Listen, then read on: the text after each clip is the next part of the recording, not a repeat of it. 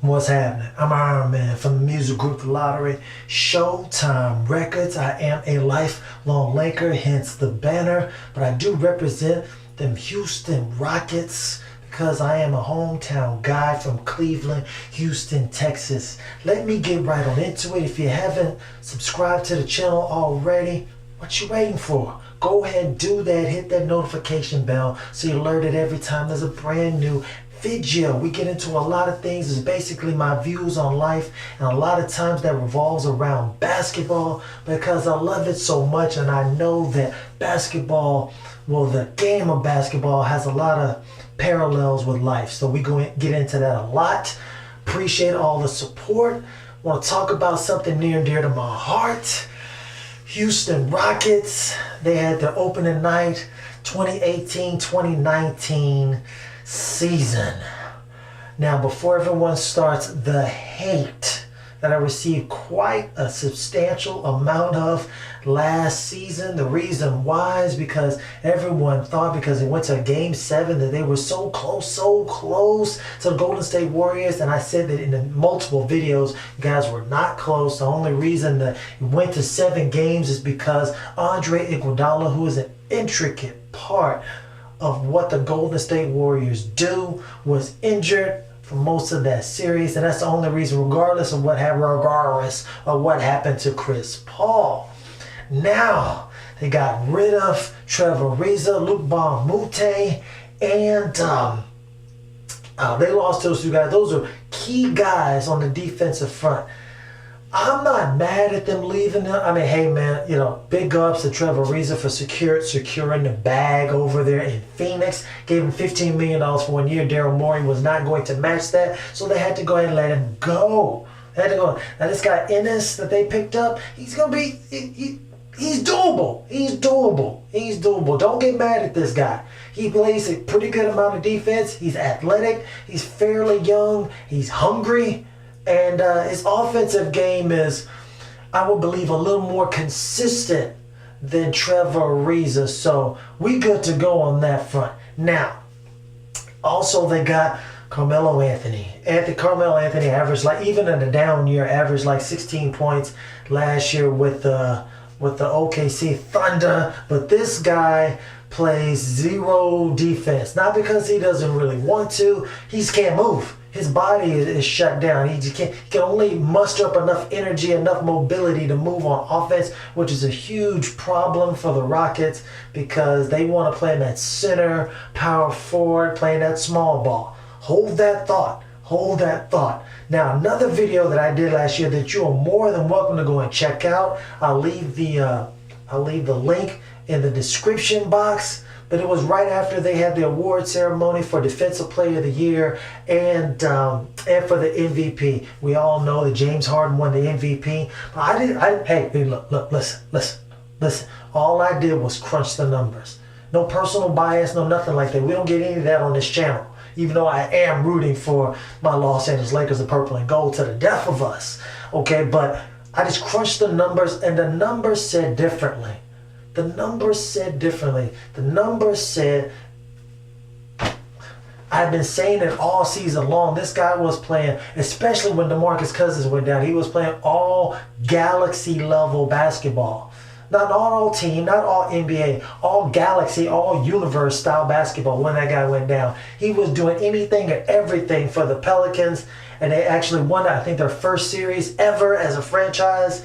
So big ups to them and the fantastic things that he did. But those videos that I did, more than welcome, please go and check them out. The numbers said that he should have won the Defensive Player of the Year and he should have won MVP. Man, the hate just started. Man, these guys just started. The avalanche of hate came down. Oh, man, you just hating on the Rockets. And oh, you just mad because the Lakers ain't won nothing. Hey, I am mad about that. That doesn't affect the numbers, though. That has nothing to do with me inputting these numbers into the computer and crunching them, which is what I did. Okay, like I said, man, the numbers said he should have won Defensive Player of the Year and MVP. So everybody was mad. Oh, man, you fear the beer. Listen, man, listen. I don't know anybody who saw this game, whether you saw it or not, hey, you didn't miss nothing. It was a continuation. All during the summer, Anthony Davis has been proclaiming to anybody and everybody who would listen to say, man, he wants to be mentioned with the greatest players in the league right now. He feels he is the best player in the league, even though he's not talked about it because he's in a small market, namely New Orleans or New Orleans. I'm not sure exactly how to pronounce it. Somebody let me know in the comment section. But he's been telling everybody he aims to prove that. He started that today. Now, before I go right into that, what actually happened, let's go into some of the other topics that we're going to be dive into in greater depth during the season. Michael Carter Williams, how will he adjust? How hungry is he to get a long-term promising deal? Depending on his play this year with the Houston Rockets, he should be on a little brighter stage than playing down there with the Charlotte Hornets.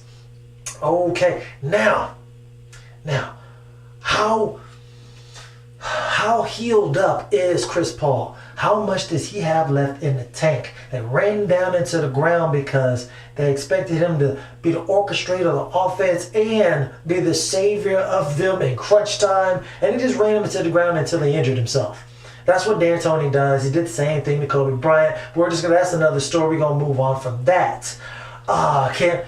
Do we have a follow-up season to this dream season that James Harden had? Or is he going to come back and flop this time like he's been known to do in the past? He hasn't been doing that too much lately, but is he just he's going to have a bounce, a repeat season, or is he going to fall back down to the median like he has been playing at? Now, who's going to play backup center? That's an important idea and concept. They're talking about having Carmelo Anthony play down there.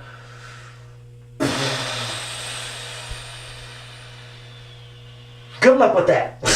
Man, good luck with that. Power forward, they need somebody in there who can do some things and provide a presence coming off that bench behind Clint Capella. Now that Clint Capella has gotten his money, not as much as he wanted, how is he going to play? Is he going to continue to ascend in this league in the realm of big men and centers alike? Or will he fall down and be like, oh man, we shouldn't have gave him that money? Who knows? Those are the storylines, and they're going to be like, oh, are they going to get Jimmy Butler? Are they going to get any help? Who's still going to be on the team at the end of the trade deadline? Those are important ideas that we're going to be going through in depth during the season. Now let's talk about this game. We're talking about Anthony Davis. This guy was all world, all galaxy. He had like 30-some points, had like 16 rebounds, and like 8 assists. This guy was awesome. Three steals, 3 blocks. I'm just going off the dome. This is fresh off my mind from after watching this. Man, they had absolutely no answers. And I've said that D'Antoni is a pretty good coach, but not an elite coach, one that's going to take you unless you just have an overwhelmingly better team. He's not going to take you to a championship. Ask the Phoenix Suns. They kept doing great, but they can only get so high because they just didn't have it. They just didn't have it. D'Antoni is not that kind of coach. But he got outcoached this game. They want to do that small ball, and they want to switch on every single play. You know what happens? You know what a smart coach does? It says, oh, we're bigger than everybody, so y'all can keep switching, and then we're going to throw it down low. We're going to pound you guys. You can shoot all the threes you want to. I think they shot like 48 of them, and then the Pelicans only shot like 25. And they dominated from the get-go. It was from the beginning to the end. I mean, it was a blowout. They lost by 27. It was horrible. It was horrible from the get-go. They pounced on them, and they didn't even look back. Man, the Lakers are like, oh, wow. I know Magic Johnson. I don't really cut for this, but I know Magic Johnson signed. I know he wanted to get Rajon Rondo a few years ago, but I know he really signed him. He really signed him as like, hey man, hey look, LeVar, if you're acting a fool, if Lonzo don't want to do what we want to do, if he wants to give us trouble, we got Rajon Rondo, so we ain't worried about that. We'll trade your boy in a heartbeat, so don't give us no trouble. That's the reason he let personal feelings get involved with business. That's how I see it, and I don't appreciate that. That's not a good look, for somebody in charge of a team. But why did they signed Rondo for like $9 million and let Julius Randle go to the Pelicans for $9 million. Man, Julius Randle was on the rise last year. Been on the rise every year after that gruesome injury. Man, the Rockets had him looking like an all-star. An all-star coming off the bench, just straight dominated. He actually shot 50% from the three. And everybody on the Rockets was horrible except for Chris Paul from the three. I mean, man, Chris Paul shot like 42%. Everybody else was pretty much trash except PJ Tucker. PJ Tucker, man, kudos to you. This guy, he's really stepping up this game. I'm not mad at him at all. It wasn't his fault. He had 19 last night. But the problem is he only had like 2 rebounds. Can't be a starting power forward and only have 2 rebounds. That's a problem. They got manhandled, mollywopped from the get-go, and that's why they lost. You know, Michael Carter-Williams was looking good during the game. Not mad at him. Eric Gordon was looking pretty good, except for shooting threes. I think he was like 1 for 8. He was horrible. Carmelo Anthony, man, horrible game. Horrible game. But Chris Paul, you brought it upon yourself. That's what you wanted. Same thing with LeBron James. Don't be mad at J.R. Smith. You want to pull those shenanigans. You pull the strings in the background to get him that major deal. Don't be mad and looking at him like, oh man, pass the ball, shoot the ball. Don't get mad at him. That's what you wanted. That's what you got. You made your bed. Now you got to lie in it. Okay, which doesn't make any sense. If you're going to make your bed, why would you lie in it after that? You want to turn down you make your bed after you get done lying in it. But hey, I didn't come up with that saying. It's just something to think about. If someone knows how to explain it to me, leave a message down in the comment box. But James Harden was terrible. I mean, he was all right. But they're fool's gold. Don't look at those pretty good numbers and think, oh, like, you know, he had a pretty good game, close to triple-double and all this other. No, listen. Once you get down by a whole bunch of points and you're getting destroyed and defeated, at every turn, every facet of the game, of course you're going to try to come back and someone's going to get points. But those points didn't affect the outcome of the game because you were already down by so much. Then it becomes you score, I score. You're already down by 20. You score, I score. You score, I score. You score, I score. You score, I score. Oh, so that's great. So you get your numbers. It looks like you had a pretty good game, but you really didn't. You were already out of the game. The game was the outcome of the game was no longer in question. The Rockets have problems.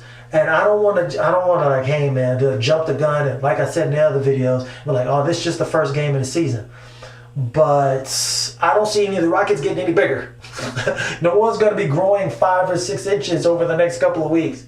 It's going to be a problem for them. They definitely do not want, as currently constructed, they do not want to see the Pelicans in the playoffs. They're going to get pounded. Alvin Gentry is an old school kind of coach, and he's going to pound them